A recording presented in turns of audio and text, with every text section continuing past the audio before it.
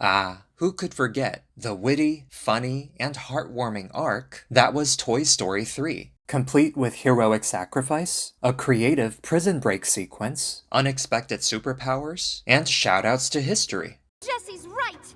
Authority should derive from the consent of the governed, not from the threat of force.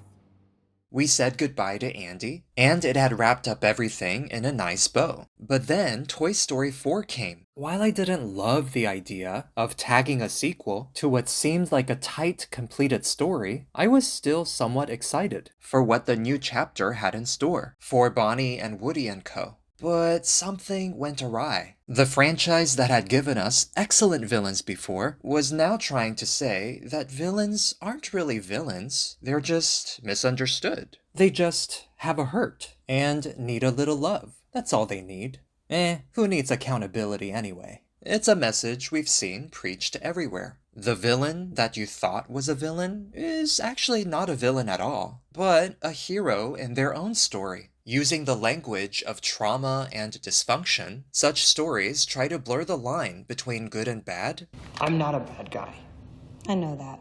Or sometimes reject altogether that such a distinction even exists. Now, of course, I appreciate three-dimensional characterization and complexity in villains as much as anyone does, but not at the expense of the truth that good and evil should not be conflated, and especially if that evildoer is a literal demon. Now, thankfully, Toy Story 4 doesn't seem to go that far, but it does play fast and loose with the definitions of good and evil, asking us to see Gabby Gabby as not a villain, but primarily a victim. Despite the fact that, yeah, she's pretty much a crime boss, and yeah, she's pretty much a black market organ harvester, but that's okay. We're gonna let her off the hook, because she's all sad and stuff. Then I guess by the same token, the Beldam too would have been justified in asking Coraline for her vital organs for consumption. There was a time when this franchise and many other franchises recognized that good and evil were categories that mattered. Think back to when Woody knocked Buzz out of Andy's room. It was treated with the moral weight that it deserved, regardless of how inconsequential the attack proved in producing actual bodily harm, because the intention was clear. A premeditated violence to oust an opponent, no matter the cost of disfigurement or other irreversible damage. So Woody being blamed as though he had homicidal intention was fitting, because yeah, it was a calculated political move designed to get rid of Buzz as competition for being Andy's favorite toy. Where is your honor, dirtbag? You are an absolute disgrace. You don't deserve to hate.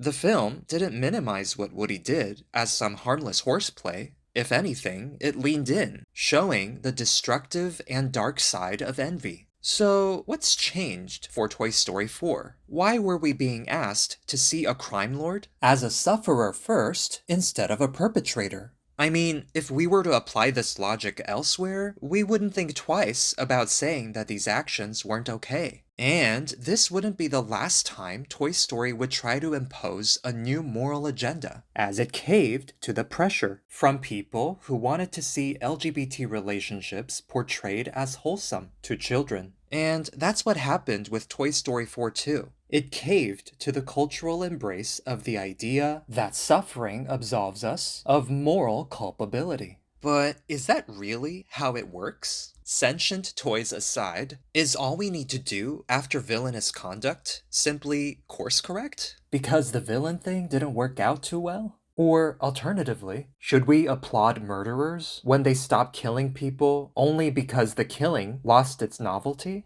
Insofar as you're applauding anyone for acting in self-interest, I guess. According to the Bible, true absolution for a guilty sinner happens only when one is covered by the blood of Christ, not when we cover ourselves with what we think is good enough. Like when Adam and Eve tried to cover their guilt with fig leaves, which could not hide them from the all-seeing gaze of God. The true covering, true absolution, is only through the God-man Jesus Christ, who was made sin despite never having sinned himself. So yes, a mob boss who puts her faith in Christ can be truly forgiven by God. But does Gabby Gabby even acknowledge that there was something wrong with what she did?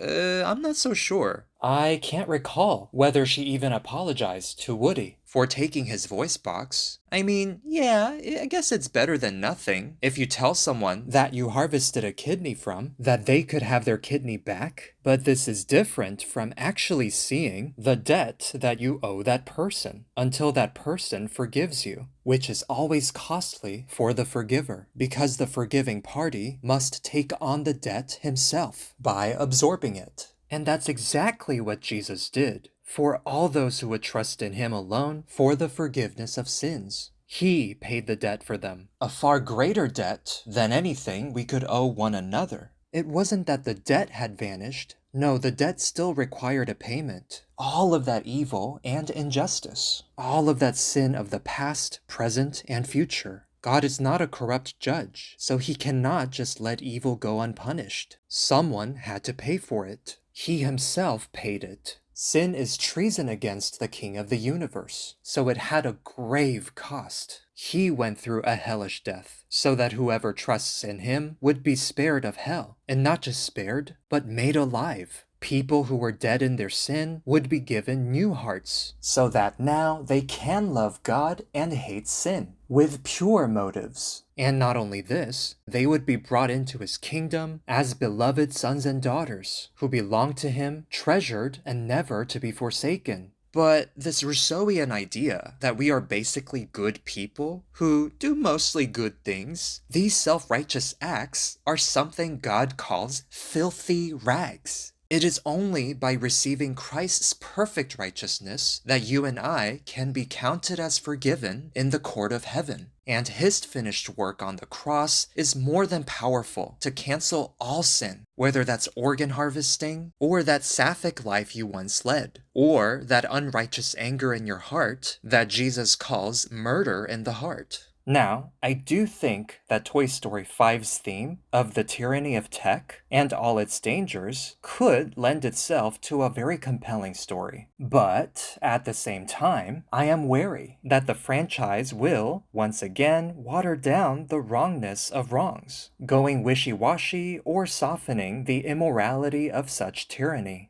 However, maybe the movie will play out differently. Maybe it will denounce evil as evil, and even recant all its previous errors about homosexuality and organ harvesting. Possibly even delving into the ultimate questions about our purpose, the way Woody and Forky's conversation surprisingly touched upon. And maybe it will go deeper into that, exploring the ontological questions that matter, about why we are here, where we are going, and why it matters what master we belong to. The Christian answer to those questions is not only true and life-giving, but also satisfying. And Toy Story people, if you need an extra writer on your team for Toy Story 6, just let me know, and I'd be more than happy to help explain those answers.